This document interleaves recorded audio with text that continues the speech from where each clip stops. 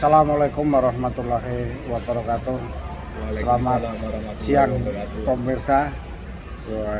Kali ini kita berada di kota Bandung dan siang hari ini nampaknya cuacanya sangat panas. Kali ini kita bersama Pak Jen Muhayat. Akan kita tanya-tanya ini pengaruh panas ini, apalagi seminggu ini panas banget gitu.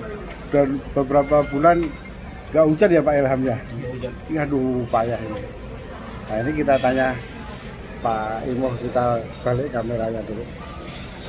Gimana Pak? Ya. Dr. Agus Susanto. Ya, gimana Pak Imo, Pak Jen Muhayat ini dalam rangka apa ini di Bandung?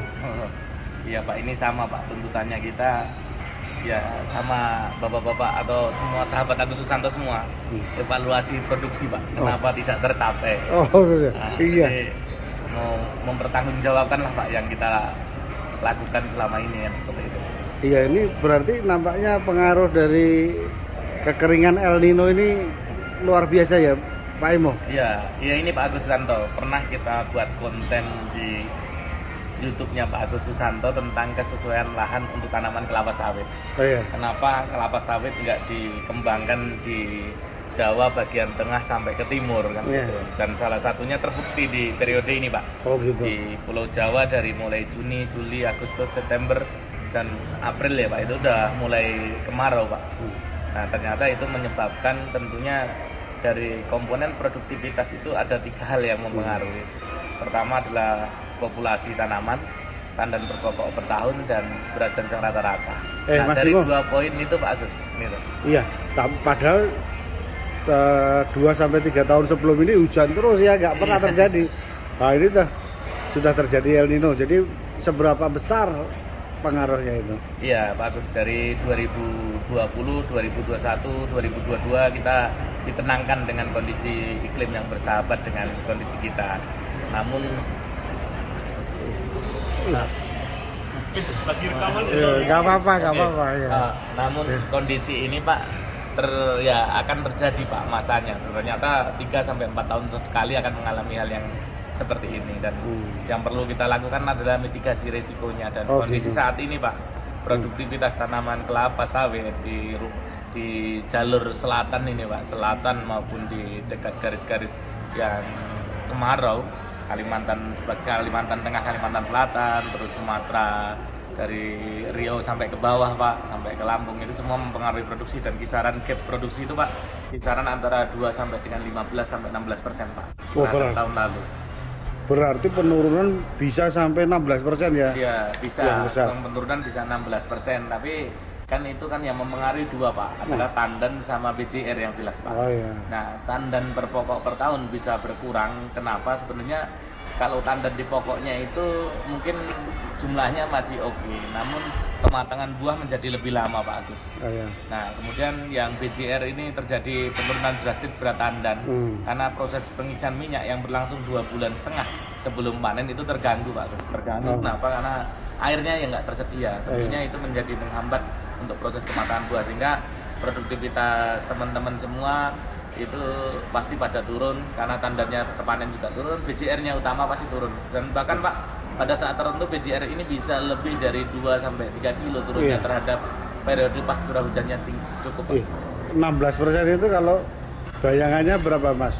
Kalau biasanya dapat 10 juta dikurangi 16% berapa itu? Ya berarti kan kurang 1.600 Pak. 1.600. Nah, 1.600. Nah, berarti apa 8.400.000 ya? Iya. Nah, biasanya 10 juta jadi 8.400.000. ya terutama Pak yang persentasenya paling besar itu yang 16% ini kami identifikasi itu Pak, yang produktivitas kelapa sawitnya tahun lalu itu di atas 25-20 ton Pak. Sehingga dia relatif drastis karena suplai air mengganggu, suplai pupuk mengganggu kan gitu. Itulah yang menyebabkan kondisi ini terganggu Pak. Seperti itu. Iya. Terus apa lagi ya yang kurang? Kan pokoknya di 5 sampai 16. Nah itu terus mitigasinya udah tahu. Itu apa ya untuk antisipasinya? Nah, Mas. jadi kabar baiknya Bapak dari Sumatera Utara dalam kurun waktu di bulan September minggu kedua sampai terakhir kemarin udah hujan Pak. Curah hujannya udah lebih dari 100. Jadi ini saatnya recovery. Jadi teman-teman yang di Sumatera Utara umumnya mohon bisa segerakan pemupukannya. Yang dolomit sama NPK selang 2 minggu harus segera dilaksanakan supaya merecovery kondisi fisik sama tanaman. Kalau punya pupuk hayati ya pupuk hayati duluan, kalau punya dolomit duluan, itu segerakan selang 2 minggu langsung NPK-nya. Terutama kaidah pemupukannya tetap mengikuti Pak. Dalam kurun waktu itu 1 minggu sudah ada lebih dari 50 mm baru dilakukan pemupukan. Kemarin saya baca BMKG itu awal November, masih kita sebulan iya, lagi Pak, nunggu. jadi berat tipisnya kan ini beda Pak. Jadi kalau Riau kemarin itu sudah mulai rintik-rintik hujan Pak, walaupun belum deras sudah hujan. Dan bergerak dia Pak, pasti akan bergerak dari utara, dia akan bergerak ke selatan. Nah semoga dalam 2 minggu atau 3 minggu Jambi lekas hujan, kemudian Kalimantan Selatan, Kalimantan Tengah kan gitu Pak. Karena itu tetap akan mempengaruhi Pak. Ya mendung-mendung yang sudah ada ini semoga lekas bisa diturunkan rahmatnya kepada kebun kita sehingga kebun kita segar lagi Pak. Iya, Bogor itu kadang hujan ya Mas. Iya. Ya itu luar biasanya kan. Kota hujan kan. Iya. Oke, terima kasih Pak Muhayyad, Pak Jen Muhayyad.